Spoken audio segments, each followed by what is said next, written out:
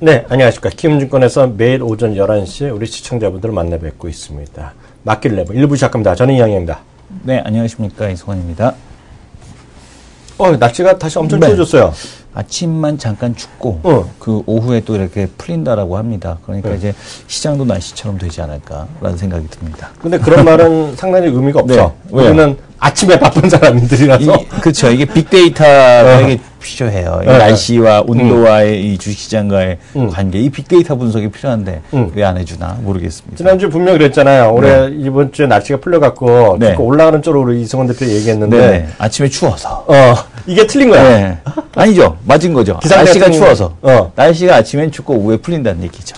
아, 그런가? 네. 그러니까 오후에는 올라가는 거예요? 네, 오후에 기대해 보겠습니다. 최소한 양봉은 나올 수 있는 건가? 양봉 기대해 보겠습니다. 아, 그래요.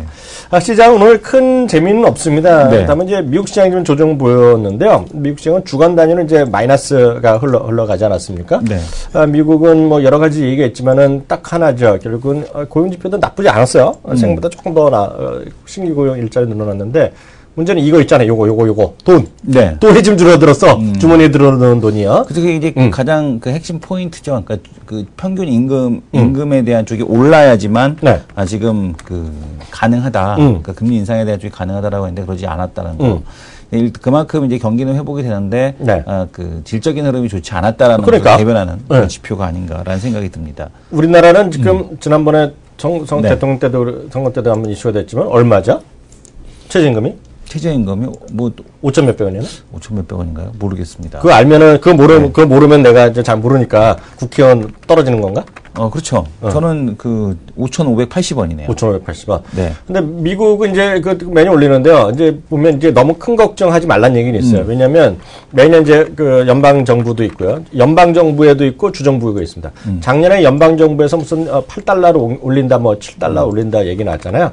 그러니까 생각보다 미국의 그 최저임금이 높지가 않은 겁니다, 지금요. 근데 우리 보면 7달러, 8달러에 7.25달러. 7.2달러. 그건 연방 정부 얘기일 겁니다. 연방 정부의 그 주마다 또 다 달라요. 지금 그거는 연방 정부의 일자리를 얘기하는 거고요. 그리고 주 정부면 그 스테이트에 사는 건 주마다 50개 다 들리거든요.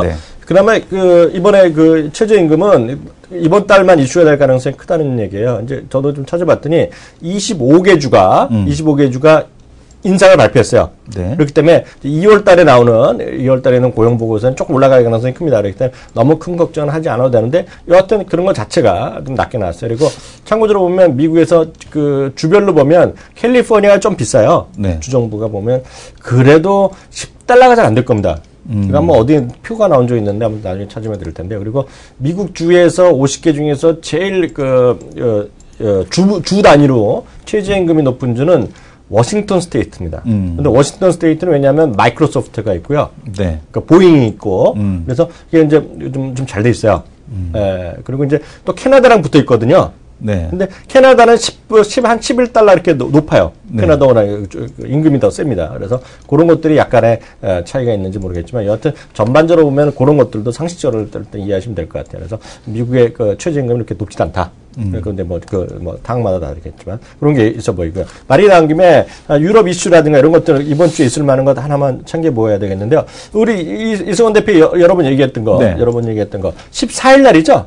네, 14일 날 헌법재판소. 사법재판소. 사법? 헌법이 아니라 사법? 사법이더라고요. 헌법재판소인 줄 알았는데 사법재판소고요.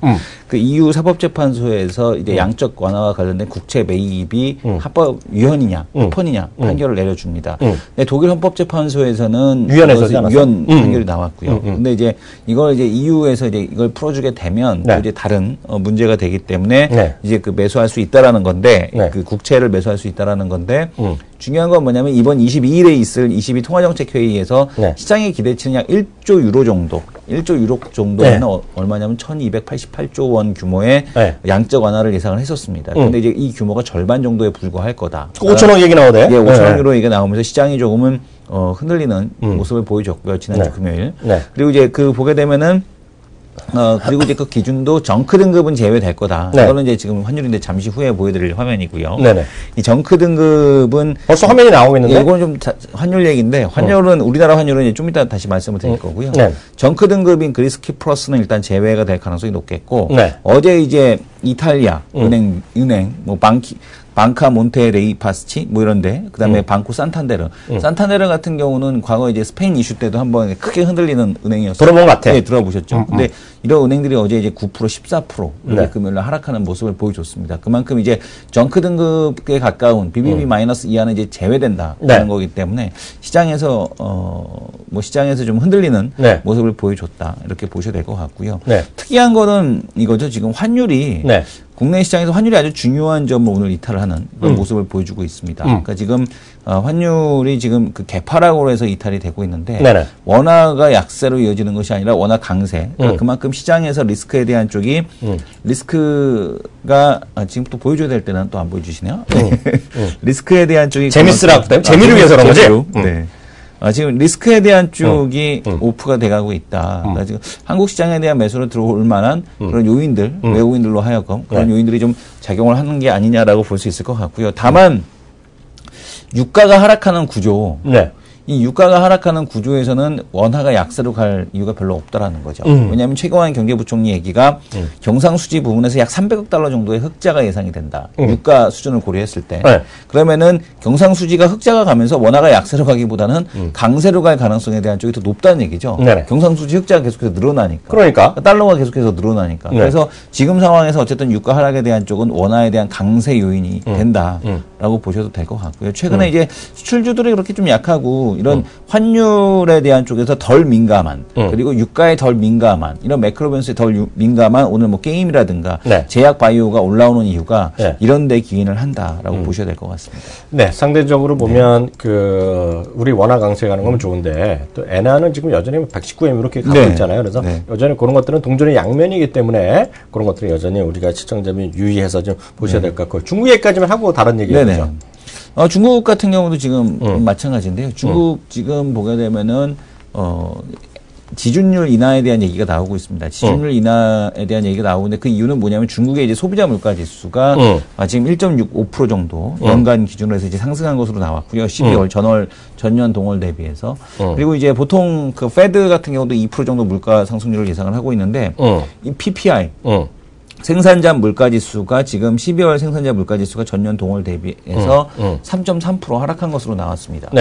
그러니까 그만큼 그 생산자 물가지수가 떨어진다는 얘기인데 문제는 뭐냐면 34개월 연속 마이너스거든요.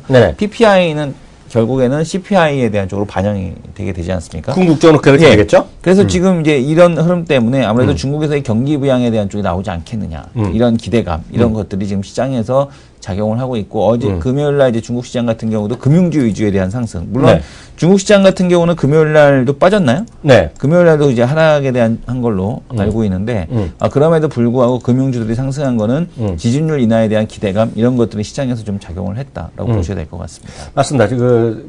결국은 이제 그 시초가대 조금 올라가긴 했는데 중국 말씀하신 거잖아요. 근데 결국 양복은 나갔죠. 조금 이제 전에 밀려났는데 오늘도 마찬가지 흐름입니다. 오늘도 지금 0.43% 밀려났는데 시초가보다는 좀 강한 모습 그런 흐름 이어가고 있고요. 중국 얘기도 앞으로도 계속해서 우리가 얘기를 할 수밖에 없겠고요. 바로 특징주 몇 가지 좀 보면서 우리가 대응할 점 좀 살펴보도록 하겠습니다. 이 주식은 얘기를 안 할 수가 없어요. 제가 몇 번 얘기했을 때 이성원 대표한테 엄청나게 까였던 주식입니다. 이거 주식은 제가 모르겠는데요. 그런 상황 논리는 여러 번 행겼더니 이 대표가 그거 되겠어요 했던 기업인데요. 깜짝 놀랄 겁니다. 뭔데? 제가 그런 거. 그러니까 저는 이제 제가 말하고 나서 잘 안 된 것도 기억하지만 그러니까 저 열이잖아요, 제 마음이요. 우리 시청자분들 다 아실 겁니다. 제가 마음이 열인데 매우 이제 좁아지시죠. 좁아지죠. 또 얘기했는데 이성훈 대표가 있다가 그건 말도 안 돼요. 뭐 이런 얘기했잖아요. 근데 요즘 보면 LG 플러스 잘 나가고 있잖아요. LG 플러스. LG 플러스 왜 잘 나간다고 뉴스 맨날 이성훈 대표도 눈이 있으니까 보셨을 거 아니에요. 코 좀 못 넘겼잖아요. 아니 올라가고 있죠. 지금 딱 보시면요. 근데 왜 LG 플러스 얘기 나오고 있어요? 아이폰 얘기 하잖아요. 아이폰. 그러니까 늘 말씀드리지만 저는 아이폰 때문에 얼마나 좋아지고 나쁘냐를 떠나는 그런 게 아니라 이런 게 바로 모멘텀이란 거죠. 예전보다 좋아지냐 나빠지냐. 그러니까 아이폰 때문에 점유율 올라간다. 이게 왜냐면 아이폰은 못 샀잖아요. LG 계열 애들은요. 근데 지금 아이폰이 새로 들어오니까 새로운 무기가 장착됐기 때문에 사실 그만큼 얼마나 더 도와주원이 될지 몰라. 그건 저도 인정하는 게 저도 주말에 잠깐 고민했었어. 뭘로요? 잠깐. 어떤 거로? LG로 계속 갈까? LG로 계속 갈. 바꿀까? 잠깐, 왜냐면 LG에서 이게 마침 끝났거든. 집에 저게 끝났어요. 어느 거? 그 TV에 엮여갖고 1년을 더 했어. 하나로 통신, SK텔레콤, SK 브로드밴드를. 그래서, 근데 갑자기 또 LG에서 전화가 오더라고요. 다시 가입하시면요. 묶으면요. 저거 하시면 20만원 준다고. 상품권. 이걸 바꾸시라고. 핸드폰도 바꾸래? 아니, 저거. 핸드폰은 5,000원 추가 할인을 해주고 맞아. 이용해서 맞아. 그런 거 그다음에 20만 그 집에 있는 통신선을 바꾸면 뭐 얼마에 3만 원 뭐 3만 원에 쓸 수 있고 뭐 하여튼 20만 원을 더 20만 원 상품권 준다고. 20만 원밖에 안 준대? 네, 그래서 잠깐 고민을 했었죠. 잠깐. 그럼 핸드폰을 내가 아이폰으로 바꿀까? 잠깐 고민을 했었지. 그리고선 아니다. LG에서 벗어나야 된다 이 생각만 계속했습니다. 네, 저는 집에서는 인터넷에서는 LG U+ 쓰거든요. 네네. 저는 이제 TV 때문에 쓰거든요. 네. TV 이제 구글 TV란 걸 한번 맛보기 위해서 쓰는 건데 20만 원 주는 건 잘못된 거죠. 네. 그건 40 몇만 원어치 줄 거래요. 아, 그래요? 네, 그러니까 이것들이 나를 호갱으로 알고. 아니, 그거는 찾아보면은요, 그게 차이가 안 나는데, LG 이런 거 쭉 치면 네이버에 쫙 나와요. 그렇게 되면, 근데 그런 건 우리가 대신해주는 사람이 또 있잖아요. 우리 김성훈 전문가. 김성훈 전문가님은 거의 매년 한 번씩 바꾸는 분 아니야? 그쪽 방면에서는 거의 뭐 달인이 있죠. 해야 됐지 않습니까? 그분은 한국의 마사 스튜어트라고. 한국의 마사 스튜어트라 살림의 여왕이 아니라 살림의 킹. 킹 오브 킹. 살림의 킹입니다. 아무리 이렇게 알뜰하다고 하더라도 그분을 쫓아갈 수는 없습니다. 네. 또 하나, 이제 앞서도 계속 얘기했지만 오늘 그룹으로 보면은 단연코 LG그룹입니다. LG그룹입니다. 근데 LG그룹은 잠시 후에도 우리가 또 2부 시간에 계속 얘기했지만 LG그룹은 뭐에 강하다? 콜라보. 이거 시험에 나오는 거예요. 문제 나와. 콜라보레이션 6자. 근데 보면 우리 우리 이런 거 라디오에서 퀴즈로 진행해야 되는 거 아니야? 퀴즈로? 그래 상품 걸고. 나 라디오 나가게 해줘. 우리 이런 거 좀 원합니다. 네. 나 경력 준다. 우리 보험사 콜 기다려. 예전에 네. 근데 이거 약간 다른 얘기 해보면요. 네. 채널 K에 100번 나오거나 아니면 머니투데이 방송이나 뭐 100번을 500번을 나오나 한국경제 뭐 10,000번 나가나 게임이 안 되는 게임이 있어요. TV 공중파 TV 필요도 없어. 제가 예전에 진짜 농담이 아니라 제가 젊었을 때인데 과장이 됐을 때가 있어요. 대우증권 낼 때 과장이 승진했어요. 그때 어디 나갔냐면요. 일주일에 한 번 나간 게 MBC 라디오에 아침 8시에 그 종합뉴스 끝나고 나면 그 당시에 이제 손으로 잡히는, 귀로 듣는 건가? 손으로 잡히는 경제 코너가 있었는데요. 그때 보면 무슨 박사. 이진우 씨. 아니, 그 사람 말고, 무슨 하여튼 유명한 사람이 있어요. 방송에 가끔 나오는 사람이 있어요. 무슨 박사라고 해서 요즘 교수라고 어디 나오는 양반인데, 그분이 오래 했어요. 무슨 그 양반이요. 근데 이제, 그때 이제 라디오 PD가 나한테 연락이 왔어요. 어떻게 알고, 소문을 알고. 네? 근데 그 PD가 누구냐면 지금 유명한 국회의원 와이프가 안 됐네? 이제 여당에, 방송인인데 지금 여당에서 오래된 국회의원 하는 사람이 있어요. 근데 그 부인인데 어떻게 연락이 왔어? 같이 한번 하자고. 그래서 뭐라냐면 추천주를 얘기하는 거예요. 추천주 하는 방송이에요. 그 월요일마다, 딱 월요일마다. 근데 저랑 또 친한 애가 현대증권에 있는 친구가 하나 있었는데 그 친구랑 저랑 이제 멤버예요. 종목 추천하는 멤버인데 한 서너 명이서 그거를 쉽게 해서 나발을 했네? 한 3명이서 돌아가면서 하는데, 예? 근데 어느 날 갑자기 이 친구가 맨날 하면 지금까지 뭐 이학영 대리였습니다. 예를 들면 지금까지 이성원 대리였습니다. 이런 얘기를 하잖아요. 근데 저는 그냥 제가 과장됐다고 해서 뭐 얘기할 것도 없잖아. 근데 이 양반이 갑자기 그러는 거야. 생방송하는데. 근데 이학영 대리 왜 얘기를 안 하세요? 그러는 거야. 그때 이 양반이 무슨 일이 있나 했더니 과장된 거 축하합니다. 그러는 거야. 전국적으로. 라디오에서. 야, 나 그때 태어나서 그렇게 전화 받은 건 처음이야. 그러니까 나를 알던 애들 있잖아. 동창 이런 애들이. 왜 전화했겠어? 한턱 내라고. 얘기를 나 한국경제 처음 나갔을 때 사진관에서 전화. 맞아. 잠깐만. 엄길청님 맞아. 엄길청. 엄길청. 표구하라고 사진. 엄길청 씨가 하여튼 그래갖고요. 하여튼 저를 승진했다고 해갖고, 해갖고, 정말 그 당시에 엄청 돈도 썼네. 이것저것 아새끼들이 어떻게 알고 술 사라고 그래갖고, 밥 사라고 그래갖고. 그래서 그런 적도 있었는데, 하여튼 올해는 라디오 한번 나가보자. 네, 알겠습니다. 네, 여기까지 하겠고요. 다음 코너 넘어가겠습니다.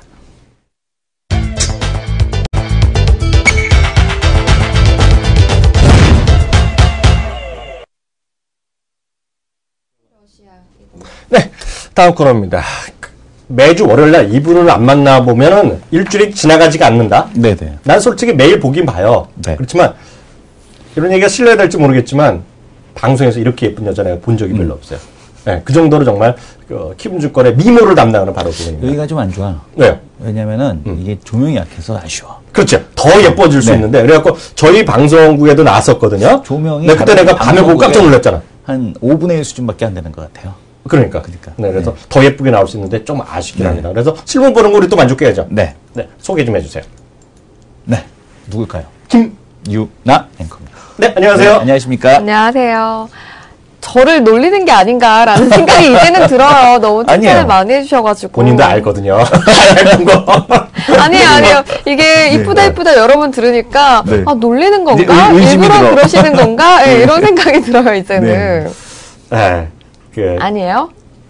아니 최고는 아니죠. 최고로 예쁜 여자는 따로 있죠. 누군가요? 있죠. 저희 집사람이 있고, 항상 이한영 앵커님은 어떤 여성분들에게 얘기를 할 때 두 번째로 이쁘다. 자기가 알고 있는데 두 번째로 이쁘다. 항상 진실성이 있어 보이거든요. 근데 알고 보면 첫 번째는 사모님이에요. 그래서 맨날 두 번째. 맨날 두 번째. 아니야. 그 안에서 3등, 4등도 맨날 바뀌어. 자기네들 얘기해. 요즘은 강력히 2위권을 부상하고 있어. 정말요? 와우! 진도 나가죠. 알겠습니다. 네, 진도 나가죠. 자, 오늘의 경제뉴스 탑5 여러분께 전해드려야겠죠. 어떤 소식 준비되어 있는지 헤드라인부터 보시겠습니다. 자, 조금 전 오전 10시에 박근혜 대통령의 신년 기자회견이 있었습니다. 어떤 내용들이 주를 이뤘는지 전해드리고요. 자, 오늘부터 온실가스 배출권이 거래가 됩니다. 자, 기업들은 상당히 이 부분에 대해서 좋지 않은 시각으로 보고 있는데요. 어떤 이유 때문인지 전달해 드리도록 할게요. 자, 탄소 배출권도 사고 팔면서 이와 관련된 종목 수혜주 찾기에 분주합니다. 어떤 종목들 제시되고 있는지 여러분께 알려드리도록 하겠습니다. 자, 알리바바가 1조 원짜리의 인천 상륙 작전을 펼친다라고 합니다. 단독으로 나온 기사인데요. 알리바바 타운을 조성을 추진한다라고 합니다. 어떻게 좀 진행 여부가 진행이 되고 있는지 관련해서 좀 드릴 거고요. 자, 마지막으로는 러시아의 신용 등급이 BBB 마이너스로 제시가 됐습니다. 어떤 이유 때문인지 관련해서도 전해드리도록 하겠습니다. 자, 먼저 첫 번째 소식 전해드릴게요. 박근혜 대통령의 신년 기자회견 어떤 이야기들이 나왔는지 정리를 해드리도록 하겠습니다. 박근혜 대통령은 신년 기자회견에서 공공과 노동, 금융교육 등 4대 부분의 구조개혁에 박차를 가하겠다며 공무원 연금과 노동개혁의 구체적인 시안까지 제시했습니다. 박 대통령은 국민들이 겪는 경제적인 어려움은 구조적 문제 때문이라며 어렵고 힘들더라도 구조개혁을 통해 근본적인 처방을 해야만 우리 미래 시대에 건강한 대한민국을 물려줄 수 있다라고 말했습니다. 첫째, 공공부문 개혁으로는 박 대통령은 환경 변화에 따라 불필요해지거나 중복된 기능은 과감히 통폐합해서 핵심 역량 위주로 기능을 재편할 것이라고 말했습니다. 공무원 연금의 경우 작년에 2조 5천억 원의 적자를 국민 혈세로 보전했는데 올해는 3조 원, 10년 후에는 10조 원으로 적자 규모가 눈덩이처럼 불어나게 되어 있다며 이대로 방치하면 484조 원, 국민 1인당 945만 원이나 되는 엄청난 빚을 다음 세대에 떠넘기게 될 것이라고 우려했습니다. 이에 공무원들에게 조금씩 양보해 줄 것을 요구하고 정년 연장과 임금 피크제도 도입 등 사기 진작책을 보완해 여야가 합의한 4월까지는 꼭 처리해 주실 것을 간곡히 요청드린다고 말했습니다. 노동시장 개혁에 대해서는 선택이 아니라 필수적인 생존 전략이라면서 비정규직 차별화로 대표되는 고질적인 노동시장의 이중구조를 해소하지 않고서는 질 좋은 일자리 창출과 경제 활성화는 어렵다고 개혁의 필요성을 강조했습니다. 박 대통령은 상생의 정신을 바탕으로 3월까지는 반드시 노동시장의 구조개혁 종합대책을 도출해 주실 것을 당부한다고 또 말하게 됐습니다. 자, 금융개혁에 대해서는요, 담보나 보증 위주의 낡은 보신주의 관행부터 타파해야 한다고 말하고 현장의 기술력이나 성장 가능성을 평가해 자금을 공급하는 창의적인 금융인이 우대받는 문화를 만들겠다고 강조했습니다. 금융규제를 전례가 없는 수준으로 혁파해야 한다며 외국만큼 쉽게 결제할 수 있는 규제를 완화해서 역직구가 활성화되면 수출 못지않은 효과를 거둘 수 있을 것이라고 말했습니다. 자, 네 번째 개혁 과제인 교육 개혁에 대해서는 학벌과 질과 스펙 위주의 풍토를 개선하는 데 역점을 둘 것이라고 밝혔습니다. 박 대통령은 입시 위주의 교육에서 벗어나 학생들의 꿈과 끼를 살려주는 자유학계제를 더욱 확산해 나가겠다며 공공기관부터 솔선하여 학생들에게 기회를 제공해 줄 것을 당부했습니다. 또 소득 연계형 반값 등록금은 약속한 대로 올해 완성해 경제적인 어려움으로 대학 교육을 포기하는 학생이 없도록 밝혔습니다. 자, 그래서 제가 여러분들께 4개 부분이죠. 공공과 노동, 금융, 교육 부분에 대해서 말씀을 드렸었는데요. 아무래도 두 분의 앵커와는 금융 부분에 대해서 좀 말씀을 나눠야 할 것 같습니다. 지금 금융 규제가 전례 없는 수준으로 혁파해야 한다라는 박근혜 대통령의 발언이 있었습니다. 이 부분은 또 우리가 어떻게 받아들이고 또 두 분께서 어떻게 보시는지 이야기를 좀 들어볼게요. 네, 맞습니다. 그 가장 중요한 것이 역시 금융 쪽에 이제 이슈가 될 수밖에 없겠죠. 왜냐하면 그 모든 것이 모아지는 거. 이거 이제 다 알잖아요. 네. 우리 이제 시험에는 나오는 거야. 네. 올해 정책 어떤 테마? 최고의 테마는 뭐라 그랬어? 인터넷 전문은행. 인터넷 전문은행은 결국 핀테크의 최종 목표거든요. 네. 그거부터 나오는 것인데요. 그 부분에 대한 얘기 나오면 이제 가장 중요한 것은 뭐 혁파 이런 게 나오는데요. 제가 볼 때 가장 큰 뜨거운 감자는 제가 봤을 때는 금산분리 정신이 유지되느냐 훼손되느냐 이건데요. 그거 관련해서 하나만 잠깐 제 화면부터 좀 잡아주시면서 얘기 나온 김에 잠깐 보여드리겠는데요. 지금 IT발 핀테크 혁명에 헛물을 꼈다는 얘기가 딱 나옵니다. 이게 지금 매일경제발 기사인데요. 네. 다음 카카오랑 네이버가 과도한 규제 때문에 인터넷을 못하겠다고 얘기했거든요. 그러니까 그런 의미에서 이제 오늘 인터넷 핀테크 관련해서 뭐 되는 것도 있고 약간 쉬는 것도 있는데 이게 왜냐면요. 여기서 딱 좀 자세히 매일경제 오늘 거의 단독같이 나온 건데요. 여기 내용을 들어보시면요. 무슨 얘기냐면 너무나 그 규제가 많다는 거예요. 규제가 많기 때문에 여기 나오고 네이버 관계자는 법률 시비 정비가 덜 돼 사업 검토 자체가 불가능하다는 거거든요. 그러니까 예를 들어서 이런 거죠. 뭘 하는데 인터넷 은행 하는데 네이버가 그래 그냥 하청업자로 그냥 돈 받고 이거 하려는 거는 격이 안 맞잖아요. 그렇죠. 왜냐하면 플랫폼인데. 그러니까 메인으로 가겠다는 건데, 네. 해야 되는 건데, 이러니까 딱 짜증이 나는 거거든요. 그래서 제가 보기에 이거는 서로 이제 줄다리기 아니냐. 서로. 그러니까 이다 보니까 벌써 약간 다른 얘기지만 보험업계에서는요, 인터넷 은행하면 안 된다는 얘기 또 나오거든요, 지금요. 그리고 이러다 보니까 지금 일이 첫 번째는 그 금산분리 이런 거가 훼손이 안 되면서 기존 은행의 자회사 형태로 슬쩍 나간다는 건데, 그렇게 뭐 발전이 뭐가 되겠어요. 그러니까 지금 제가 서로 엄청 눈치 싸움인데, 대통령의 의지는 뭔가 좀 새로운 걸 해보겠다는 건데요. 그 이제 금산분리라는 게 우리나라의 기본 원칙이고, 금산분리가 최종적으로 안 된 나라 대표적인 것이 일본이거든요. 네. 그래서 일본 같이 됐을 때 또 반론이 많기 때문에 좀 여전히 봐야 될 것 같은데 하여튼 금산분리가 어느 정도 훼손되지 않겠느냐는 개인적인 생각을 갖고 있어요. 네, 그럼 뭐 뚜껑 열려봐야 되겠죠? 네, 다음 얘기해보죠. 네, 그럼 계속해서 좀 전해드리도록 하겠습니다. 자, 오늘부터 온실가스 배출권이 거래가 됩니다. 관련한 소식 전해드리도록 할게요.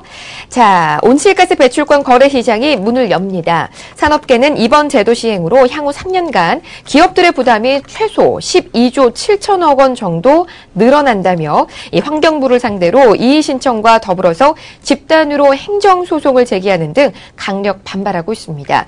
기업들이 정부 정책에 대해 집단 행동을 하는 것은 매우 이례적인데요. 온실가스 감축을 목표로 하는 배출권 거래제는 기업의 주식처럼 시장에서 배출권을 사고 파는 방식으로 운영이 됩니다. 할당받은 배출권 범위를 초과하는 분량의 배출권을 구매하지 못한 기업은 상당 금액을 과징금으로 물어야 됩니다. 이 제도 시행 대상에는 삼성전자, 현대차, 포스코, 현대중공업 등 470여 개 대기업과 서울대, 서울 강남 성모병원, 롯데백화점, 코엑스 등 50여 개의 병원, 백화점이 포함되어 있습니다. 일단 산업계가 반발하는 이유는 두 가지입니다. 먼저 미국과 중국도 도입하지 않은 제도를 우리나라가 서둘러 도입해 제조업 경쟁력을 심각하게 훼손한다는 점입니다. 둘째는 산업 현장 현실을 도외시한 채 턱없이 낮은 온실가스 배출 할당량을 정해서 기업들의 비용 부담을 크게 늘렸다는 것입니다.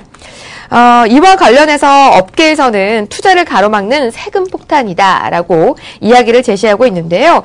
일단 오전 10시부터 부산 한국거래소 본사에서 탄소 배출권 거래 시장이 문을 열었습니다. 이 상한가, 하한가 하루 플러스 마이너스 10%를 정했고요. 매일 거래에 따라서 배출권 가격이 변동이 됩니다. 정부는 거래소에서 온실가스의 톤당 시장 가격이 매겨지면 기업들이 자발적으로 탄소 탄소 배출 저감 노력을 기울일 것으로 기대를 하고 있습니다. 하지만 탄소 배출권 거래는 당분간 미미할 가능성이 높습니다. 우선 배출권을 팔 만큼 할당량이 여유 있는 기업이 거의 없습니다. 정부가 할당량 준수 여부를 내년 3월부터 6월 사이에 기업으로부터 보고받는 것도 거래 활성화에 도움이 안 된다라고 합니다. 자, 기업들은 정부에 대한 보고를 앞두고 집중 거래할 가능성이 높다라고 하네요. 자, 문제는 정부가 정한 할당량을 초과해 온실가스를 배출한 기업들이 본격 배출권 구입에 나설 경우 배출권 가격이 천정부지로 뛸 수 있다라는 점입니다. 거래소 관계자는 시장이 안정적으로 작동되도록 정부가 배출권 물량을 추가 공급하는 등 조정 역할을 해야 한다라고 전하기도 했습니다. 자, 이런 가운데 탄소 배출권을 사고 팔기 때문에 관련해서 어떤 종목에 대해서 관심을 가져야 하는지 또 주목이 되고 있습니다. 자, 이로 인해서 기대감을 반영한 탓인지 관련 종목들은 최근 대체로 양호한 주가 흐름을 보이고 있는데요. 앞서서 좀 말씀드렸다시피 배출권 거래자는 정부가 부여한 온실가스 허용량이 남은 기업은 시장에서 배출량을 판매하고 허용량이 많이 배출한 기업은 시장에서 이를 구입하는 것이기 때문에 이에 따라서 배출권 할당 대상 업체는 온실가스 감축을 통해서 비용 부담을 줄이고요. 잉여 배출권 판매를 통해서 수익 달성이 가능해집니다. 자, 그래서 온실가스 감축 관련 기술과 장치를 납품하는 기업의 수혜가 기대되는 대목입니다. 자, 그래서요, 가전과 자동차용 냉매가스 제조업체인 후성은 온실가스 저감 시설을 보유하고 있어 대표적인 수혜주로 꼽히고 있습니다. 이 같은 기대감을 반영해서 작년 10월 저점 대비 50% 이상 상승하는 등 양호한 주가 흐름을 보이고 있습니다. 휴캠스 역시 이와 관련해 주목을 받고 있습니다. 이 회사는 이산화질소 저감을 통해 매년 150만 톤가량의 탄소 배출권 판매 권한을 UN, 이 국제연합기구로부터 획득을 했습니다. 이용주 신한금융투자연구원은 국내 기업 중에 탄소 배출권을 대규모로 보유한 기업은 휴캠스가 거의 유일하다라고 언급을 했습니다.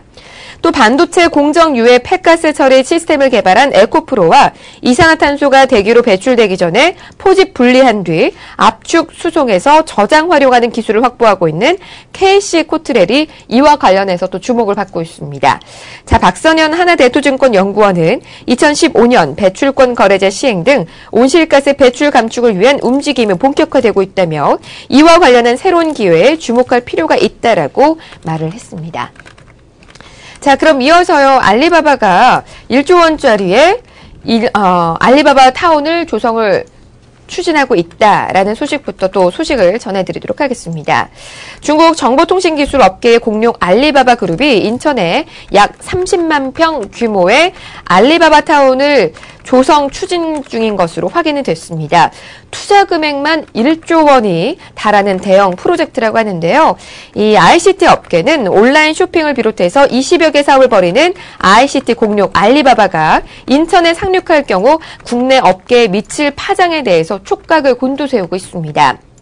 업계에 따르면 알리바바는 인천시와 50%씩 투자해 1조 원 규모의 알리바바 타운을 조성하는 방안을 협의 중이라고 합니다. 알리바바 타운에는 대형 쇼핑몰을 비롯해서 호텔, 물류센터, 문화시설 등이 들어설 예정이라고 하는데요.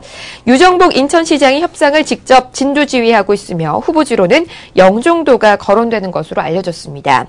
알리바바는 중국 온라인 쇼핑 시장의 약 90%를 지배하는 중국 최대 ICT 기업입니다. 현재 34개국 8억 5천만 명의 회원이 가입한 글로벌 전자결제 업체 알리페이도 알리바바 그룹 관계사입니다. 인천시는 2003년 송도, 청라, 영종 지역이 경제자유구역으로 지정된 이후 중국 등 해외 기업 유치에 공을 들여왔습니다. 유 시장은 지난해 중국인 관광객 마케팅을 통해서 미러클 인천 경제 실현을 인천시 10대 핵심 과제 중 하나로 꼽았다며 ICT 업계 관계자는 알리바바 타운은 중국인 관광객 유치와 국내 기업들의 중국 진출 교두보 마련이라는 점에서 긍정적인 측면도 있지만 중국의 ICT 공룡에게 한국 시장을 빼앗길 수 있다는 우려도 나오고 있다라고 말을 했다고 합니다. 자, 관련해서 온실가스 배출권 거래제가 오늘부터 시행된다라는 점, 알리바바가 인천에 1조 원 규모의 알리바바 타운을 조성 추진 중이다라는 소식을 전해드렸는데 또 이 부분은 또 어떻게 봐야 될지 향후 전망에 대해서도 어떤 의견 가지고 계신지 얘기 들어볼까요? 네, 대표. 일단 뭐 그 중국 알리바바가 이제 국내 기업에 대한 어떤 여러 가지 타진을 제휴 타진을 계속 시도를 해왔는데 네. 어쨌든 결과는 텐센트보다는 좋지 못합니다. 텐센트는 이제 한국에 있는 기업들에게 아주 집중을 했고요. 알리바바 같은 경우 이제 미국 기업들, 뭐 월트 디즈니라든가 아니면 네. 이제 그 영화사들이라든가, 네. 그러니까 미국에 있는 영화사들이라든가 이제 미국 기업들에 이제 집중적으로 이제 그 교류를 이렇게 네. 진행을 해왔습니다. 네. 텐센트는 재밌는 게 뭐냐면, 그러니까 A급이 아니죠. 그러니까 HBO하고 또 이렇게 그 전략을 짠다라든가. 그러니까 네. 텐센트는 자신들의 포지션이 A급이 안 된다라면 바로 그 밑에 단계인 기업들하고 빠르게 지금 제휴 관계를 맺어가고 있거든요. 그러니까 만약에 그 마켓쉐어 1등인 기업이 텐센트를 거부하면 텐센트가 굳이 그 기업에다가 구애를 그렇게 매달리지 않는다는 얘기예요. 그러니까 텐센트는 자기네가 확보할 수 있는 컨텐츠를 지금 빨리빨리 확보를 해나가고 있거든요. 네. 그러니까 지금 물건 파는 데는 알리바바가 상당히 잘할 수 있는 건지 모르겠습니다만은 네. 그러니까 지금 보게 되면은 이 컨텐츠 쪽 분야에서는 네. 어쨌든 간에 뭐 메신저에서도 마찬가지고 그렇죠. 이때는 그 텐센트가 상당히 좀 앞서가는 것 같습니다. 그러다 보니까 이제 알리바바의 조바심 때문이었는지 모르겠으나 알리바바는 좀 전략을 바꿔서 일단 한국에 거점을 마련한 뒤에 이런 것들을 아주 포괄적으로 또 장기적으로 협력을 추진한다라는 그런 전략을 세운 것이 아니냐. 그래서 이 지금 인천 상륙작전이라고 말씀해 주셨는데 여기 또 인천에 대표적으로 국내에 뭐 공식적이지는 않지만 차이나타운이 있는 것도 사실이고요. 그래서 이런 것들을 감안했을 때 상당히 좀 현실적인 그런 전략이 아닌가라고 생각이 됩니다. 그래서 이거를 갖다가 제대로 대응을 못하면 네. 오히려 이제 국내 기업들이 잡아먹힐 수 있는 그런 이제 그 중국의 거점이 되지 않겠느냐 이렇게 생각이 들고 그 제주도에서도 지금 말이 많지 않습니까? 그러니까 제주도 가서 했더니 뭐 국내인들은 남는 거 하나도 없고 중국인들만 배불리고 이게 뭐냐 제주도에 대해서 그 말이 많지 않습니까? 네네. 그 관광지에 대해서도 네. 그러니까 그랬듯이 인천 같은 경우도 영종도에서 뭐 카지노 이렇게 다 했더니 뭐 카지노 짓고 국내 거기서 이제 쇼핑하고 뭐 이러면서 국내 기업도 좋아질 줄 알았더니 네. 뭐 중국인들만 좋아지더라 네. 이런 얘기가 나올 수 있어요. 알리바바만 배불렸다. 그래서 네. 이런 거에 대한 대응 전략을 잘 짜야 되지 않을까라는 생각을 합니다. 지난번에 네. 그 제 화면 좀 한번 잡아주세요. 네. 제가 지난번에 여러 번 얘기했잖아요. 이제 마인이 이런 사람이 한국 오면 누구 네. 만난다? 대통령 만난다 그랬잖아요. 저 딱 네. 보이세요? 이거 단독으로 딱 끄는 거잖아요. 이 화면 잡아보세요. 네. 하나 또 보여드릴게요. 이 마인 회장이 보면 이게 또 얼굴이 작아요. 중국 사람답지 않게요. 네. 보세요. 이거 보세요. 이거 보고 나서 좀 기분이 나빴어요. 네. 마인 회장이 좀 꼿꼿한 얼굴 봐봐. 각도 좀 봐. 네. 최소한 50도 절을 해야 되잖아. 네. 이거 아주 기분 나쁜 사진이야, 지금. 근데 이 사진이 딱 모든 걸 보여주고 있는데요. 네. 알리바바 1조 원짜리 1조 원도 제목 창피한 얘기죠. 10조 원 투자해도 되는 사람인데 네. 1조 원인데요. 제목 자체가 인천 상륙 작전인데 저는 딱 이 사진이 모든 걸 다 설명한다고 보고 있어요. 이게 뭐냐면 네. 이제 저를 잡아주시면 되는데요. 중요한 거는요.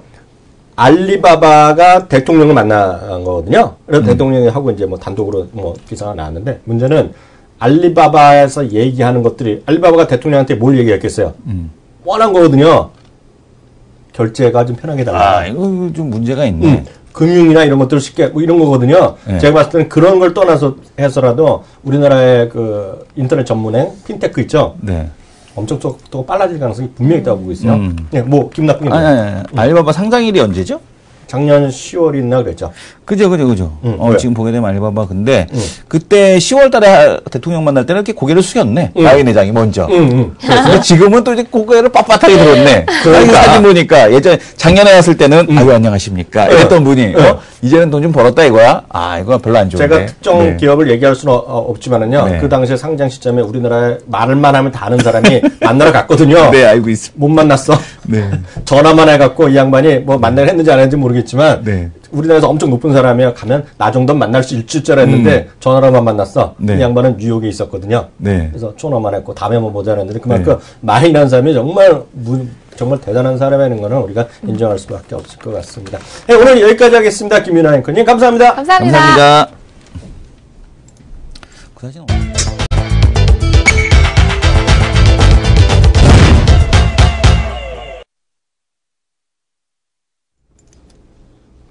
네, 이슈 돌직구 시간인데요. 뭐 다양한 종목들 이슈에 관한 얘기 다시 한번 해보도록 하겠습니다. 하나 좀 얘기 좀 해볼게요. 그 호텔 신라 얘기 많이 나오잖아요, 요새요. 네. 호텔 신라 얘기하는데요. 화장품 주식이 다시 달리고 있어요. 한콜마나 이런 것들이요. 어떻게 봐요? 뭐 일단은 그 전에 이게 또 100%인지 봐야 되는데. 뭐야? 그 뭐 ACT인가 뭐 그거 있잖아요. 그 100% 아니라니까. 한방 화장품 뭐 100% 아니라니까. 100% 아니에요 그런 거. 안 좋은 거 아니야. 100% 아니야 100%? 멀쩡한 회사요. 멀쩡한 회사는 맞네요. 네. 일단은 그 화장품주에 다시 불을 지핀 건 이제 ACT입니다. ACT가 지금 보게 되면 이제 조정이 상당히 이제 크게 들어왔던 종목 중에 하나인데 ACT에 대한 이제 재평가 뭐 이런 얘기들이 이제 한참 나오더라고요. 그러면 이제 ACT가 바닥에서 지금 50% 가까이 이렇게 상승하는 모습을 보여줬는데 최근에 뭐 화장품주야 그러니까 충분히 좀 쉬지 않았나라는 생각이 듭니다. 근데 대표적으로 지금 보게 되면은 뭐 화면이 나오다 마는데 지금 보게 되면은 이제 그 다른 종목들을 좀 볼 텐데 오늘 이제 다시 달리지 않습니까? 콜마 같은 경우 워낙 낙폭과대라. 그러니까 지금 ACT 같은 게 움직이고 나니까 그다음에 이런 쪽으로 다시 이제 온기가 돌아온다라고 보셔야 될 것 같고요. 아모레 같은 경우도 마찬가지죠. 뭐 다시 오늘 좀 올라가죠 요새. 예, 근데 지금 보면은 아모레도 그렇게 조정이 아니고 박스권이에요 계속. 박스권 하단부에서 지금 보게 되면 올라오는 모습들 이런 모습들이라 그렇게 특별한 건 없다. 다만 지금 여전히 시장에 대한 축은 뭐냐면. 그러니까 이렇게 이해하면 될 것 같아요. 그러니까 유가가 반등하기 전까지. 그러니까 아까 앞에서도 이제 오프닝 때 말씀드린 게 유가 최경환 경제부총리 얘기예요. 제 얘기가 아니고 최경환 경제부총리가 뭐라고 그랬냐면 현재 유가 수준을 감안하면은 우리나라 경상 수지에 300억 달러 흑자가 추가적인 예상이 된다. 이 규모가 어느 정도냐면. 근데 내 주머니 들어온 건 없어 왜? 2014년도에 2014년 그런 거하고 똑같은 거지. 뭐? 내가 그러니까 여자분들 이제 우리 엄마가 이제 돈을 벌었다라고 생각을 하잖아요. 난 100만 원 벌었다고 생각하는데 만약 250만 원짜리 밍크 코트를 150만 원에 샀어. 그럼 돈 벌었다고 생각하는 거야. 100만 원. 그거하고 똑같은 거죠. 그러니까 들어온 거 없는 거죠. 막상 플러스는 없지만 들 나갔다. 근데 그걸 플러스라고 이제 긍정적으로 생각을 하는 거죠. 근데 어쨌든 간에 중요한 건 뭐냐면 경상수지 규모가 300억 불이라고 치자고요. 근데 이 규모가 얼마냐면은 작년에 우리가 898억 달러, 900억 불 정도 경상수지 흑자가 났거든요. 근데 300억 여기 더 넣어진다는 얘기예요. 그러니까 그러니까 우리 원화가 약세로 갈 이유가 없다는 얘기죠. 그러니까 지금 시장에서는 보게 되면 환율, 뭐 유가 이런데 그 무관한 그런 기업들. 그러니까 특히 최근에는 어쨌든 간에 지금 보시게 되면 특징이 뭐냐면 실적으로는 컴투스가 제일 좋거든요. 게임주에서도. 그죠? 근데 달리는 거는 뭐냐면은 그러니까 우리가 이제 시장에서 달리는 거는 뭐냐면은 별로 실적이 그렇게 확인되지 않은 기업들이 달립니다. 주가는. 그러니까 여기서도 마찬가지죠. 실적은 당연히 얘가 제일 좋죠. 아모레가. 근데 달린 거는 뭐가 달려요? ACT가 달린다는 얘기예요. 달리는 거는. 그러니까 오늘은 뭐 콜마도 올라왔지만 달리는 거는 ACT 같은 게 먼저 달려줬다는 얘기예요. 그러니까 그 실적보다는 기대가 모멘텀에 의해서 이제 먼저 이렇게 이런 종목들이 좀 달렸다. 그래서 질적인 흐름은 조금은 안 좋지만 어쨌든 간에 시장의 방향은 거기에 있다라는 거겠고 오늘 뭐 헬스케어 기업들, 뭐 차바이오 뭐 이런 애들이 차바이오텍 뭐 이런 쪽이 올라오는 것도 여기에 있다라고 보셔야 될 것 같고요. 제약주들 같은 경우도 다시 올라오는 이유가 일단은 뭐 실적과 관련 없는 그런 쪽들이 좀 올라온다. 실적보다는 그 환율과 유가에 좀 무관한 그런 기업들이 좀 올라온다라는 측면으로 보셔야 될 것 같습니다. 저는 아까 그 차트 그거에서 호텔 신라 좀 봐주세요. 저는 그 ACT 맞는데 결국은 호텔 신라가 바람을 언제 잡았다 보고 있어요. 호텔 신라. 호텔 신라가 그 작년 7월부터 15, 6만 원에서 이제 저는 그때 한 13만 원대부터 이제는 좀 쉬어야 되지 않겠습니까? 추가적 모멘텀이 찾기에는 이제 호텔을 더 지어야 되는 것밖에 없다 그렇게 했잖아요. 그리고 잠깐 한 거는 이제 비즈니스 호텔 잠깐 얘기했고 하여튼 제가 약간 무게 중심을 빼는 부분이었는데요. 그렇게 5개월 지나갔어요. 그러면서 주가는 한 30% 정도 조정받았잖아요. 네. 근데 30%에 50% 아니 30%. 30% 정도 내죠. 고점 15만 원대입니까? 근데 이게 뭐가 그렇게 잘못했냐 이거야. 그리고 조정 보였잖아요. 흔히 얘기해서 이거는 가격 및 기간 조정이잖아요. 이거 조금 더 길게 봐주세요. 주봉 정도로 해갖고요. 이거 전형적인 이런 걸 가격 및 기간 조정이라고 보거든요. 그잖아요. 뭐 월봉으로 한번 딱 보면 그냥 이렇게 한번 그러니까 추세가 망가진 거는 없죠. 그러니까 우리가 기술적으로 놓고 봤을 때 추세라든가 이런 거에 훼손은 없었고 단지 이렇게 올라오다가 각도가 이제 너무나 가팔라지니까 여기에 따르는 이제 단기 조정에 대한 쪽이 좀 들어온 거고 추세가 전혀 아직까지는 훼손됐다거나 그런 흐름은 없는 거죠. 주봉으로 놓고 보더라도 여전히 그러니까 이 밑에서의 추세는 뭐 당연히 그렇다고 치지만 여기서 지금 이 추세가 훼손되거나 아니거든요. 이 추세가 그대로 살려 있다라고 보셔야 될 것 같습니다. 단간 오버슈팅 이 각도가 너무 가팔랐기 때문에 그거에 따른 차익 실현 정도가 나왔고 여전히 추세대 위에서 이렇게 기술적으로 보게 되면 그 오른쪽 꺾이는 거 왜 그려? 재수없게. 다시 이렇게 다시 이렇게 이 사람이 아주 이상한 사람이네. 근데 제가 드릴 말씀은 이거죠. 그동안에 이제 난 서너 달 쉬었잖아요. 네. 제가 15만 원에서 약간 무게중심을 뺀 거는 추가적인 모멘텀이 뭐겠느냐. 호텔을 더 짓지 않으면 안 된다 그랬잖아요. 네. 근데 이제 그건 이제 그런 상태에서 좀 쉬었는데요. 그동안에 있었던 게 두 가지 정도 이슈가 있었습니다. 창의공항 얘기를 많이 했는데 창의공항 전체적인 매출이 좀 재미없었어요. 이제 본격적으로 들어가는 건 올해 뭐 들어가니까요. 그 매출이 튀어오는 것을 아직 보여주지 않았다는 얘기죠. 창의공항이 이제 본격적으로 면세점 들어간 게 아니니까요. 이제 올해부터 어디 들어갈 겁니다. 또 하나 이제 막판에 나왔던 것이 이제 추가적인 시내 면세점 얘기하고 있고요. 또 거기다가 나왔던 것이 롯데월드몰 새로 생기는 롯데월드에 거기 이제 엄청 크게 생겼거든요. 그렇게 되면 야 뭔가 매출이 줄지 않겠느냐 이런 얘기였거든요. 근데 지나고 나면 그건 아무것도 아니라는 얘기예요. 왜냐하면 실제로 보면은요 중국 관광객은 12월 달에 월간달에 몇 프로 늘어났다? 60% 늘어났어요. 전년 동기 대비. 그리고 예상보다 더 많이 640만 원이 작년에 들어왔거든요. 중국 사람이. 목표는 얼마였어요? 520만 원이었거든요. 520만. 올해 지금 목표 대충 예상이 업계에서 750 정도 얘기하는데요. 800도 갈 수 있다는 얘기하고 있어요. 문제는 내년인데 내년은 올해는 중국 사람들의 한국 사람들의 중국 방문회고요. 내년에는요.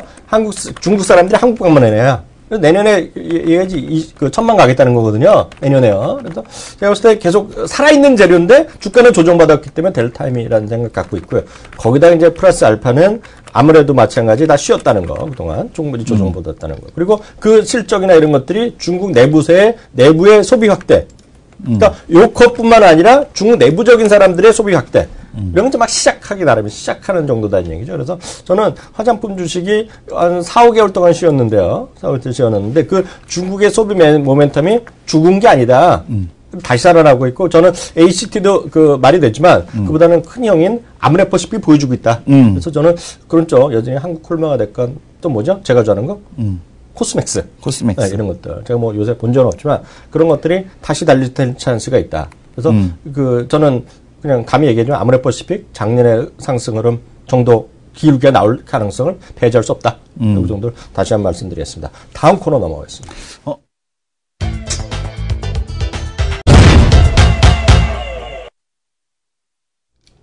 네, 리포트 시간인데 말이 나온 김에 호텔신라 리포트 쏟아지고 있는데요. 호텔신라 리포트 하나 보고 할까요? 이 대표? 뭐 지금 보게 되면 호텔신라 보고서인데 오늘 이제 그 신한금융에서 나온 보고서죠. 신한금융? 목표 주가 15만 5천 원 유지하겠다라는 보고서인데 좀 약하다. 그 근거가 뭐냐면 약해. 근데 근거가 뭐냐면 보자는 얘기예요. 근거가 2016년 2분기까지 2016년 2분기까지 성장성이 돋보인다는 얘기입니다.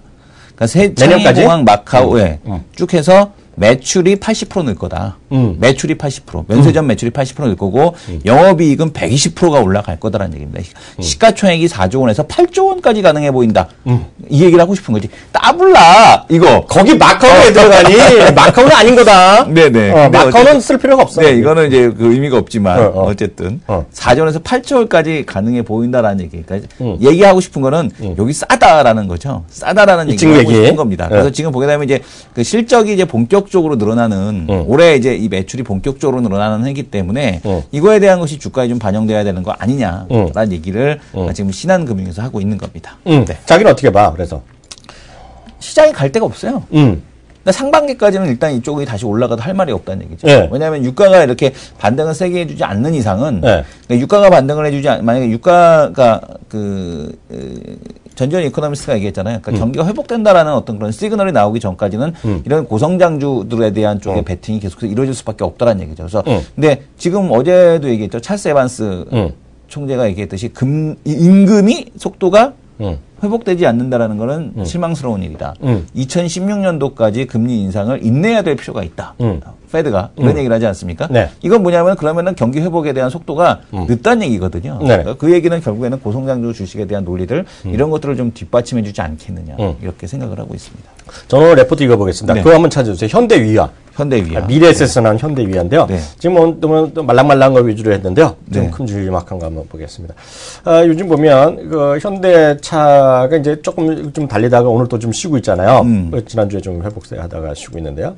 저는 하여튼 그 반대하시는 분 많지만은요. 올해 삼성전자, 삼성그룹이랑 현대차 그룹이 좀 레벨업 시도할 가능성이 있다고 보고 있어요. 네. 가장 큰 건 이제 아무리 이런 거 해봤자 앞서 얘기했던 뭐 HT나 이런 것들, 콜마만큼 탄력적인 거는 부족하겠죠. 그건 다 아는 얘기야. 그리고 다시 한 번 말씀드리지만, 팟빵에도 몇 의견 쓰신 분도 계시는데요. 다시 말씀드리지만, 삼성전자가 실적이 엄청 좋아진다? 그렇게 별로 생각 안 합니다, 지금요. 그렇지만, 계속 말씀드린 주주 친화 정책의 큰 흐름이다. 저는 이렇게 다시 한 번 확인 드릴 수 있는데요.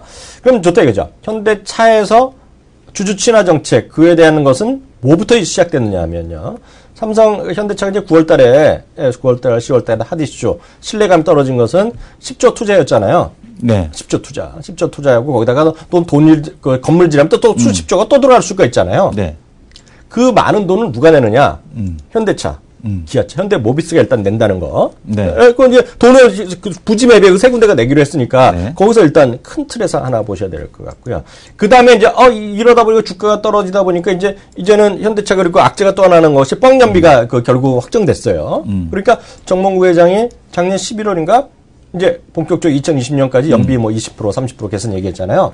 기억나죠? 네. 네. 그리고 그 다음에 나온 얘기는 현대차 그룹이 이제는 자동차 산업에 어떻게 투자하겠다는 얘기 나오는 겁니다. 네, 그런 내용이 나오고 있어요. 그래서 그게 먼저 나왔던 것이 이제 아직 확정이 안 된 거는 작년부터 이끌어다 이해라는 것은 중개 3공장, 4공장, 5공장 얘기는 아직 구체화되지 않았어요. 올해 언젠가 나올 가능성이 큽니다. 근데 아직 결정된 건 없어요.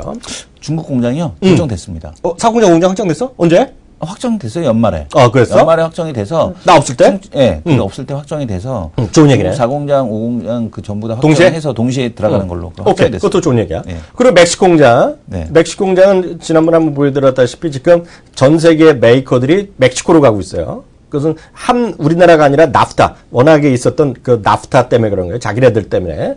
캐나다, 미국, 멕시코 이런 쪽이고요. 중남미 쪽에 수요 확대 이런 쪽에 대비하는 거가 되겠고요. 거기도 우리나라 또 서산에 또 10만 대 엔진 공장 들어가기로 했잖아요. 10만 대 자동차 엔진 공장 들어가잖아요. 그래서 이 모든 것들이 결국은 현대차의 투자에 어떤 그 수많은 투자에 핵심이 되는 현대차 투자에 도움이 되는 과실이 없는 것은 제가 봤을 때 두 회사가 있다고 늘 말씀드리는데요. 오늘 아주 흥미로워요. 그래서 이제 레포트가 보면 미래에셋은 그런 거예요. 구체화되는 성장 스토리다 얘기 나오는 것이겠고요. 여기 보시면요. 4분기의 실적은 매출액이 14%, 영업이익이 4% 등등 나오는데 2015년에는 전반적으로 수치가 더 좋아진다 얘기하는 거예요. 그래서 목표 주가도 지금 이 주식이 18만 원, 19만 원 수준인데요.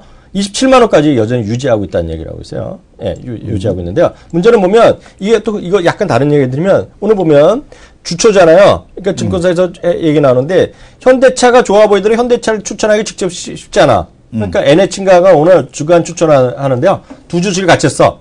현대위아랑 현대글로비스. 그거 쉽지 않거든. 그렇게 그렇죠. 추천하기가. 네. 근데 두 주식 같이 했어요. 그래서 그거는 앞으로 현대차가 삼성 나올 때 보면 전 개인적으로 보면 삼성전자 우선주를 봐야 된다는 생각 갖고 있고요. 뭐 구주도 보통주 마찬가지지만 네. 현대차 얘기 앞으로 투자 얘기 나올 때마다 저는 현대차 현대차보다는 현대위아랑 글로비스를 보고 있는데 그렇게 비슷한 생각하는 애가 있더라. 네. 그래서 거기까지 일단 말씀드리겠습니다. 그리고 목표 주가는 다시 한번 말하지만 미래에셋 기준이지만요. 27만 원 되겠고 조금 더 내려보면요. 업종 탑픽 중 하나를 유지한다 얘기하고 나오고 있어요. 그것은 현재 PR은 10.4배 수준인데요. 참고로 현대위아 상장 이후 PR은 10.2배지만 최고 15배까지 간 적도 있다. 그래서 지금 이렇게 아주 싼 건 아니지만 아니다. 네, 장기적으로 봤을 때는 15배까지. 그러니까 뭐 그것까지 갈지 모르겠지만은요. 신뢰도나 장기 실적 성장이 높은 밸류에이션은 15배 뭐 있나? 그 삼성전자에 대해서도 15배 받아야 된다고 그런 얘기 나오잖아요. 모르죠. 삼성전자에 대해서도 최근에 그런 논리가 나오던데 어쨌든 간에 15배 타깃을 하는 기업들이 좀 많이 나오고 있다는 거. 좀 특징적이네요. 네, 그래서 여하튼 그런 것들이 때문인지 모르겠지만 하여튼 오늘 보면 한일위아라든가 하여튼 부품주들 그렇게 몇 개 좀 살아있는 것들이 있어요. 네. 그래서 하여튼 자동차 부품주는 워낙 전전임이 좋아하지만 약간 분위기가 좀 약간 사그라들건 사그라들었지만 그런 거랑 상관없이 주주치나 정책, 주식 친화 정책, 그리고 자동차 본업의 투자 확대, 여기에는 현대, 위아랑, 글로비스가 아니냐. 그래서 그런 관점까지 일단 말씀드리겠습니다. 그래서 1부는 여기까지 해서 리포트까지 바꿔야 했고요. 2부는 오늘 또 우리 초대 손님 또 계속 나오는 시간이니까 여러분 기대해 주시면 좋겠고요. 거기다가 오늘 윤정민님 나오는 날인가? 네. 윤정민님 모시고 또 잘 나가는 전문가니까요. 요즘요. 윤정민님의 얘기 한번 같이 듣겠고요. 그리고 앞서 못했던 특징주들에 대한 코멘트 같이 하면서 2부 시간도 여러분들 흥미롭게 보내드리도록 하겠습니다. 2부 시간에 뵙겠습니다.